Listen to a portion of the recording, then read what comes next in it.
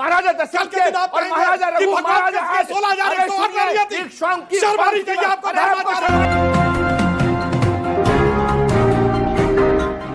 लड़कियां कुछ सवाल पूछा जाती है। मैं आप सिर्फ लड़कियों के पास आऊंगा सवाल के लिए। बोलिए, खड़े होके पूछिए। मेरा नाम अंशु ठाकुर है। मेरा सवाल समाजवादी पार्टी और कांग्रेस से है कि आप लोग यूसीसी का समर्थन क्यों नहीं कर रहे? आपको ये डर तो नहीं सता रहा कि अगर यूसीसी लागू हो गया तो मुस्लिम समाज में जितनी लड़कियां हैं वो आगे बढ़ जाएंगी जो आज दबी हुई हैं? जवाब दे दूं? मैं जवाब दे रहा हूं। बताइए। जवाब दे रहा हूं। देखिए मैं जवाब, एक मिनट।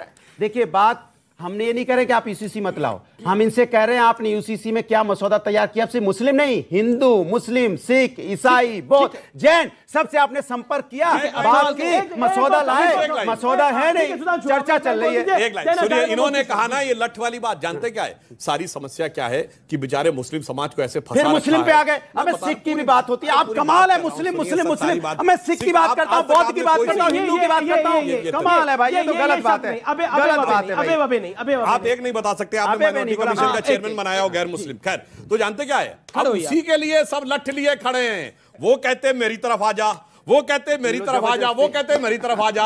यानी उसके बेचारे की हालत ऐसे मुस्लिम समाज की लैला जैसी हो गई है कि वो ये कहते हैं मैं तेरा आशिक पुराना तो देख, वो कहते मैंने गोली चलवाई मेरा कारनामा तो देख, तो वो कहता मेरा खानदानी घराना तो देख। तो मुस्लिम समाज हो गया कि रजिया फंस गई गुंडों में। जी जी आचार्य जी, ऐसा क्यों है? मैं ये सवाल इसलिए आपसे दोबारा पूछ रहा हूं, ऐसा क्यों है जो कांग्रेस को नजर आ रहा है वो आम आदमी पार्टी को नजर नहीं आ रहा, और वो जेडीयू को भी नजर नहीं आ रहा? ऐसा क्या नजर आ रहा है आप लोगों को यूसीसी में? बड़ी गंभीर मोड़ पर आ गई है बहस। 2-3 सवाल जिम्मेदारी से अगर आपकी अनुमति हो तो कर लूं। जी जी सर प्लीज। पहला, सुधांशु जी ने ये कहा कि साहब हम जो शादी के रीति रिवाज हैं उनमें कोई परिवर्तन नहीं आएगा यूसीसी के आने के बाद, जन्म मरण के संस्कारों में कोई परिवर्तन नहीं आएगा।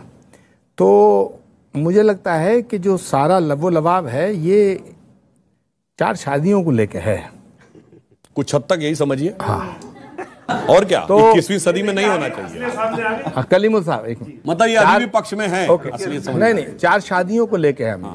आप चाहते हैं 4 शादियां रहे? नहीं, मैं तो कह रहा हूं हिंदुओं को हक दे तो बराबर हो जाएंगे। ओफो, कैसे दिल की आरज़ू लबों पे आती है। आखिर में देखिए खरबूजे देख खरबूजा कैसे रंग बदलता है। अरे भाई मेरी बात सुनो। नहीं तो फिर सुनो ना, इसमें काउंटर सवाल है। फिर यार इतनी देर बाद। जी जी बोलिए आपका हक है। भाई आप उनकी 4 बीबियां रखने का हक छीन रहे हैं ना, और आप चाहते हैं कि इन्हें काट के छोटा कर दे, यहाँ कर दे। तो भाई उन्हें बड़ा तकलीफ हो रही है, तो हिंदुओं को दे दो 4 शादी, तो एकता आ जाएगी, समरसता आ जाएगी। नंबर 1। नंबर 2, तो बीवियों को भी हक दे दो 4 शौहर रखने का। ये तो बराबर का दर्जा होगा।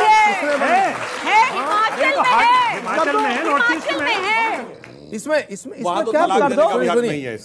क्या नहीं, भारत को एक फ्री लाइफ जीने का एक तौर तरीका आ जाएगा। नंबर 1। नंबर 2, मैं अपनी बात बाद में करूंगा। पहले अरे भाई सुधांशु जी, अब मैं सवाल कर रहा हूं, जवाब आप जी बताइए। दूसरा बात यह है कि मुझे बड़ी अजीब बात लग रही है कि कलीमुल साहब मुसलमानों का पक्ष रख रहे हैं और सुधांशु जी हिंदुओं की बात कर रहे हैं। कितना बेहतर होता जब सुधांशु त्रिवेदी मुसलमानों के दर्द की बात करते और कलीमुल हफीज हिंदुओं की बात रखते। तो ये असली हिंदुस्तान। पर मैं तो हिंदुओं की बात कर रहा हूं, तो असली हिंदुस्तान बना शुरू से कर रहा हूं। और सुनिए, तीसरा पॉइंट है सुधांशु जी, हम तो मुस्लिम महिलाओं के दर्द की बात कह रहे हैं। सुधांशु जी, इन मुसलमानों के पीछे क्यों पड़े हो? इन्होंने क्या बिगाड़ा आपका? क्या इस देश के अंदर मुसलमान हिंदुस्तानी नहीं है? क्या ये देश इनका नहीं है? क्या इन्हें अपनी बात कहने का हक नहीं है? क्या इस देश की बुनियाद में मुसलमानों का लहू पसीना खून शामिल नहीं है? कैसी बात करते हो? और अभी आपने बड़े शायराना अंदाज में कहा, तो मैं भी कहना चाहता हूं कि देखो रे बदला जमाना तो देख, बीजेपी का अंदाज शातिराना तो देख। और सुधांशु जी वाह, क्या सांसद हैं, आपका ये तौर तरीका शायराना तो देख। इन्होंने जो बात कही जी बहुत अच्छी बात कही। जिस मुस्लिम का वो कह रहे हैं कि हिंदुओं को भी हक दे दो। हालांकि ये तार्किक बात नहीं है। फिर क्यों नहीं है? वो तो उन्होंने लगता है तलाक नहीं दिया हिंदुओं को। मुझे लगता है इस्लाम में लेकर तलाक नहीं दिया। हाँ तो क्यों दिया तलाक? जहां का एक जो चीज महिलाओं को दबाती है वो पूरे समाज में लागू कर दी जाए। लड़कियों से राय लेना चाहता हूं, सर, 4 शादियों जैसी जो बात इन्होंने कही है, ना ही वो मुस्लिमों के लिए सही है, ना ही वो हिंदुओं के लिए सही है, क्योंकि इसमें जो लड़कियां हैं उनको किस तरीके की चीजों से गुजरना पड़ रहा है कि उनको अपनी पति को किसी के साथ बांटना पड़ रहा है, अपने शौहर को किसी के साथ बांटना पड़ रहा है, और इसके अलावा बच्चा ना होने की वजह से दूसरी शादी कर लेना। इससे बेटर है आप किसी को अडॉप्ट कर लो, किसी को लाइफ मिलेगी। बिल्कुल, इस पे मैं यही कहूंगी कि ये बिल्कुल गलत है। आफ्टर ऑल इंडिया जो है हमारी संस्कृति है, एक हमारा कल्चर है। अगर आप 4 शादियों का हक एक स्त्री, एक पुरुष, हिंदू, मुस्लिम सबको दे रहे हैं, तो कहीं ना कहीं हमारे कल्चर के साथ आप खिलवाड़ कर रहे हैं। आपके चैनल के माध्यम से पूरी दुनिया को ये बताना चाहता हूं, भारतीय संस्कृति में बहुविवाह की प्रथा पहले से थी।